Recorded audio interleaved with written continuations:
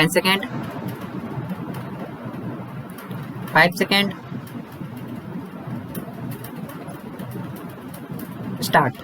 Sir, in our constitution, we have granted certain rights, and the fundamental rights that are made available to the citizens in India are provided in Part 3 of our Constitution. What are the rights that are made available to the citizens? They are the right to equality before law, right to freedom of speech and expression, to assemble peacefully and without arms, to form associations or unions, to move freely throughout the territory of India, to reside and settle in any part of the territory of India and practice any profession or carry on any occupation, trade or business. And there are certain other rights which are made available to the citizens of India. If we study and examine these rights, I am constrained to say that these rights can be enjoyed by those people who are rich or people who are having enough to exist on. These rights unfortunately cannot be enjoyed by the poor people. In the other constitutions of the world, there are certain other fundamental rights made available, and those rights are to existence itself. If it is not mentioned in those constitutions that the right to exercise is made available to the citizens, but under different headings, those rights are made available. The right to education is made available. The right to shelter is made available. The right to education is made available. The right is medical assistance is made available. These kinds of rights are made available to citizens in some countries of the world.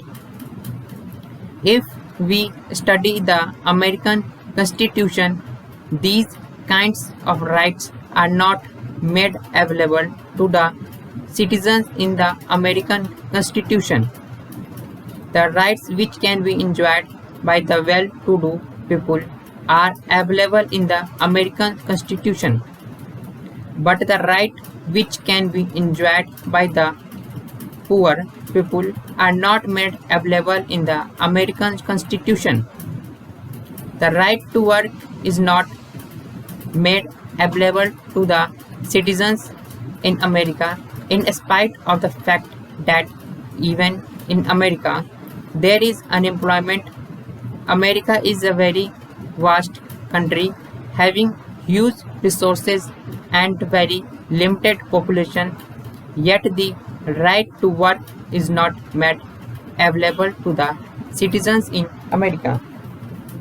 There are many socialist countries in the world, and in almost all socialist countries, the right to work is also made available to the citizens, a part of national policy under the Constitution.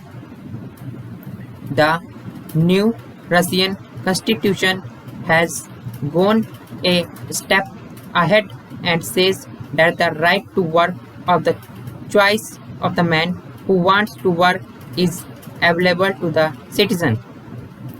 In other countries, the choice is not given to the man who wants to work.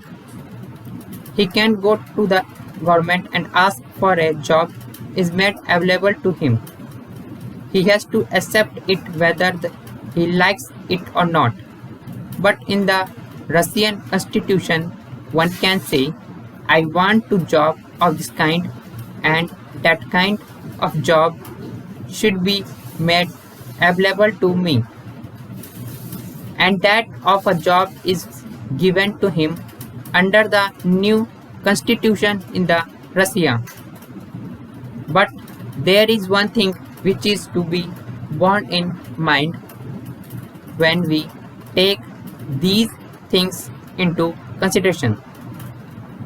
In all the capitalist countries or the countries which are not socialist countries, the right to work is made available, and in almost all the countries the duty to work is not made available. There is no duty cast upon the citizen to do their job. But in all the socialist countries, the right to work is given, as well as the duty to work is also upon the citizens. Right to work is also related to the duty to do the work in the socialist countries of the world. I have studied so many constitutions of the world in which the right to work and duty to work is given in only one clause itself. The citizens have a right to work and duty to work. In one sentence that is mentioned, even in China, the duty is cast upon the citizens to work.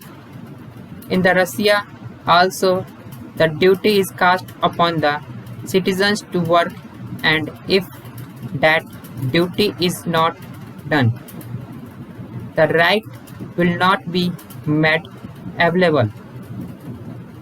If we study the concept of the right, it cannot exist unless there is a duty on the other side. If there is a duty, there will be a right, and if there is a right, there will be a duty. Now, the India concept of the duty and right is something different from the Western concept.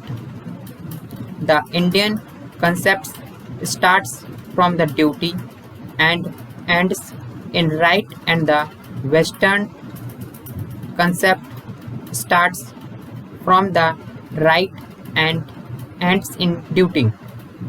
I say, as a son, I have a duty towards my father. When I have a duty towards my father, father gets a right as against me. When a father has a duty towards a son, son gets a right as against the father. This is proper.